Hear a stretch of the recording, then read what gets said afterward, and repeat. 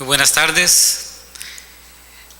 En primer lugar, expresar mi agradecimiento al Instituto Colombo Panameño de Derecho Procesal, fundamentalmente en la persona del doctor Abel Zamorano y del doctor Saúl Hernández, y decir que me siento muy honrado de estar en esta actividad donde he podido volver a ver a entrañables amigos como la doctora María Cristina Chen, como el profesor Enrique Navarrete y otros que no voy a mencionar por cuestión de esos bombillitos que están ahí.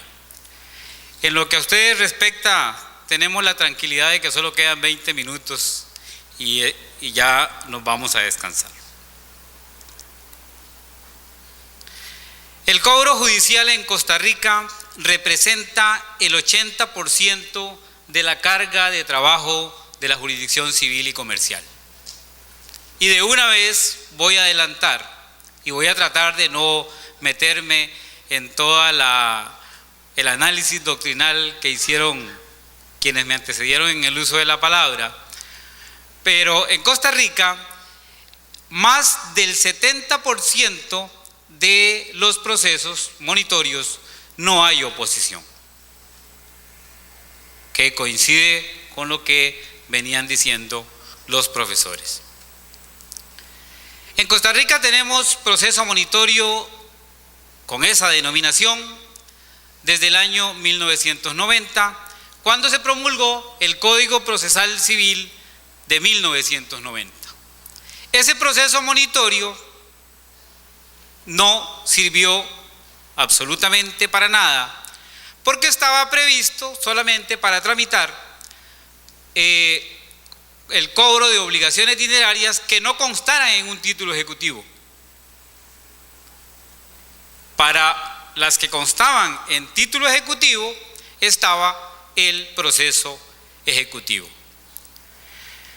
Eso tenía como consecuencia que la justicia de cobro en Costa Rica era muy lenta y como una ley de emergencia se promulgó en el año 2008 la ley de cobro judicial, que en realidad era un adelanto del Código Procesal Civil que después de 15 años de lucha constante logramos que se aprobara hace muy poco tiempo y que entrara en vigencia en el año 2018. ¿Cuáles son las características del proceso monitorio que entrará en vigencia en el año 2018? Características que también tiene la ley de cobro judicial que está actualmente en vigencia. Se rige por principios como la oralidad, la inmediación, la concentración, la responsabilidad, y voy a referirme a la responsabilidad porque los demás los conocemos bastante bien, y en el tema de la responsabilidad es que le atribuye a las partes un deber de colaboración con la Administración de Justicia que tiene una importante incidencia en el desenvolvimiento del proceso.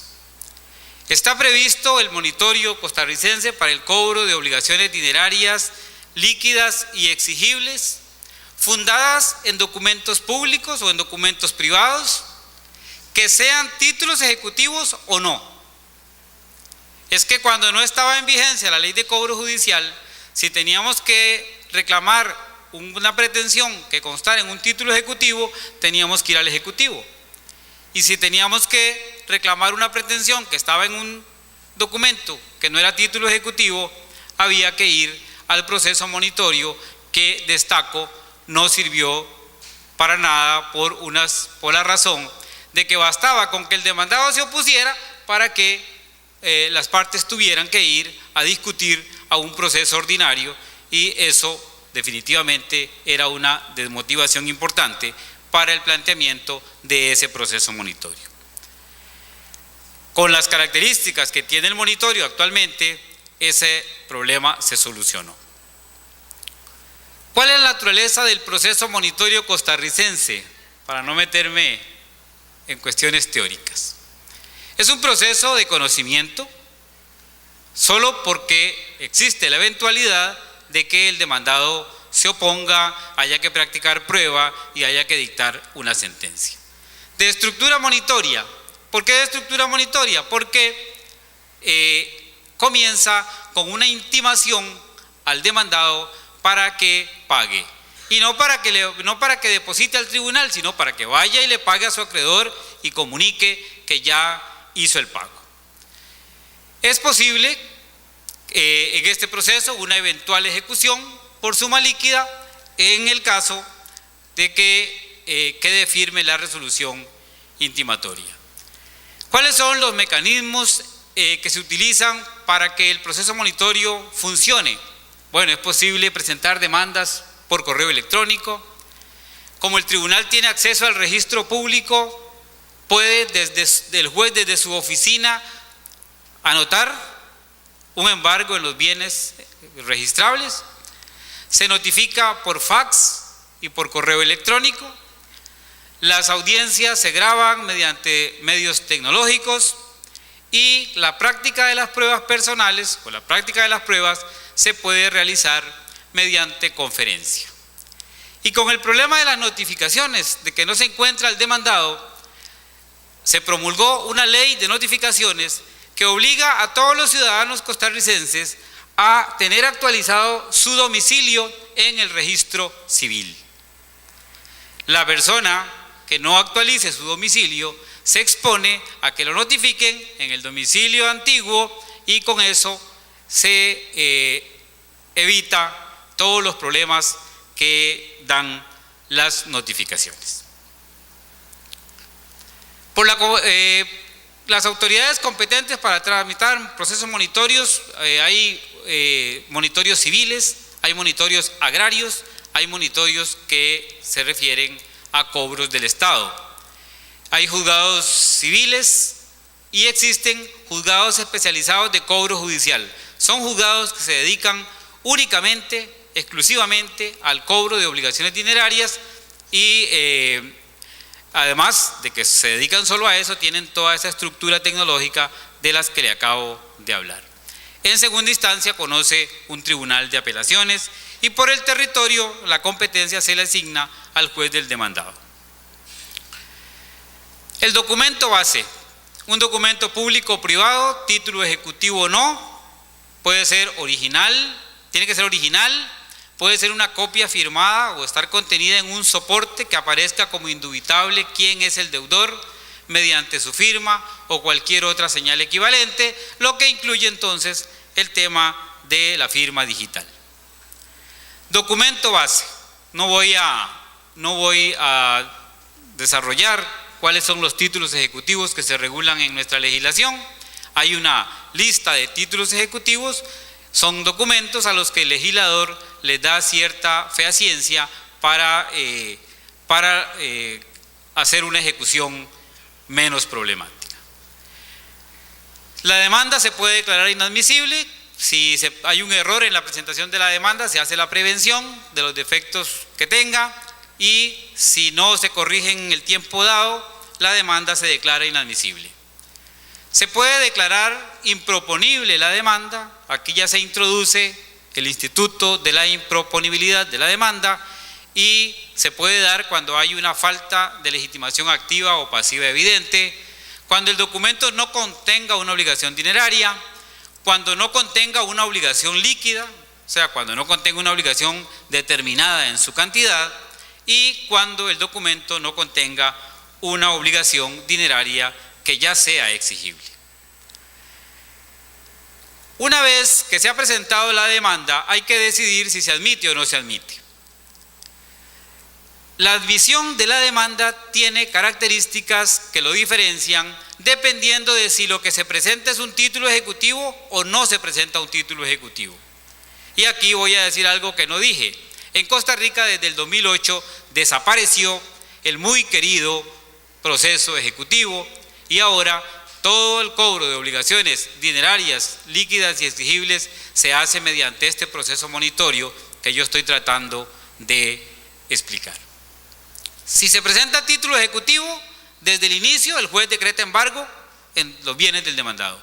Si se presenta un documento que no es título ejecutivo porque no está en la lista que yo acabo de dar, entonces para poder pedir embargo preventivo es necesario que se rinda una garantía como está previsto en las disposiciones generales del embargo preventivo en Costa Rica. La oposición en el monitorio costarricense es muy limitada. Solamente se permite, de acuerdo con el código, solo se permite alegar falsedad del documento, falta de exigibilidad de la obligación, pago comprobado por escrito o prescripción. Y vea que dice pago comprobado por escrito. Solo me puedo poner si tengo un documento que acredite fehacientemente que se hizo el pago. Y es posible aquí alegar excepciones procesales.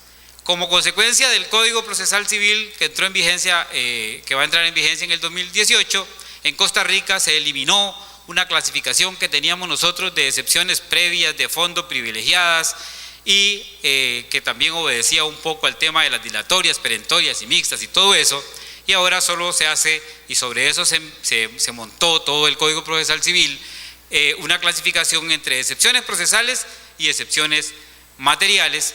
Y cuando hablamos de falsedad del documento, falta de exigibilidad de la obligación, pago comprobado por escrito y prescripción, estamos hablando de las excepciones materiales que se pueden alegar. La nueva legislación le permite al juez costarricense calificar la oposición. O sea, el juez puede decir si es infundada la oposición. Y solo es infundada la oposición cuando no se sustente en uno de los supuestos que establece la ley expresamente. Bueno, en la calificación de la oposición hay que tener cuidado y por eso la jurisprudencia ha venido señalando que la oposición debe entenderse infundada solamente cuando sea totalmente absurda o carente de fundamento. Y es que el tema de calificar la oposición ha llevado a algunos jueces a abusar del tema de la calificación de la oposición. Entonces, cuando algo les parece que ya está muy dicho, que ya la jurisprudencia lo ha venido reiterando, declaran infundada la oposición y el problema es que la resolución que declara infundada la oposición no tiene apelación. Y el otro efecto es que cuando la oposición es infundada, queda firme el auto intimatorio y comienza la ejecución como si se hubiera dictado una sentencia que reconoce los derechos del demandante. Si la oposición es infundada, si hay una seriedad en la oposición, el juez debe, si lo considera conveniente, si hay prueba personal que practicar, debe señalar para una audiencia oral y pública. Esto de señalar para la audiencia oral y pública en un proceso monitorio está sujeto a la apreciación del juez y normalmente, un poco siguiendo esa tendencia de la que nos habla la doctrina, de que cuando se establecen sistemas orales todos tratamos de derivar hacia la escritura, los jueces no señalan para la audiencia oral, dan una audiencia escrita al actor para que se pronuncie sobre la oposición y al final se resuelve cuando hay oposición mediante una sentencia escrita, pero es una prevista que está previsto en el Código Procesal Civil hacer eso. La audiencia oral, voy a abreviar, se rige por los principios de inmediación. Hay una normativa muy estricta en cuanto a la asistencia a la audiencia. Se restringe para hacer realidad el principio de concentración, la posposición y suspensión de las audiencias y se establece que las audiencias serán públicas para permitir el ingreso de público a las audiencias. Lógicamente en materia civil, y eso lo sabemos, en materia civil casi no llega nadie a las audiencias. La audiencia oral del proceso monitorio tiene toda una actividad de preparación, notificaciones, citación. Se entiende que el juez y los abogados deben llegar preparados a la hora de la audiencia. Hay que preparar el asiento físico, los aposentos, el personal auxiliar y hay que preparar todo lo que tiene que ver con los medios tecnológicos para que la audiencia sea un éxito. Y en la audiencia oral, uno de los aspectos fundamentales del código es la dirección de la audiencia. El juez debe procurar la vigencia de los principios de inmediación, concentración y publicidad, el control del juez sobre las actuaciones de las partes, los abogados y los declarantes. Está dispuesta la legislación para que los abogados cumplan el papel, porque hasta tienen que hacer los interrogatorios y todo lo que tiene que ver con la utilización de los medios tecnológicos. Bueno, la realización de la audiencia oral tiene un protocolo. Hay que recibir a los participantes, hay que verificar la asistencia, y lo importante de esto son los efectos de la no asistencia de las partes a la audiencia oral. Si quien no acude a la audiencia oral del monitorio es la parte actora, y también puede comparecer el abogado o su sustituto, la demanda se tiene por desistida tácitamente.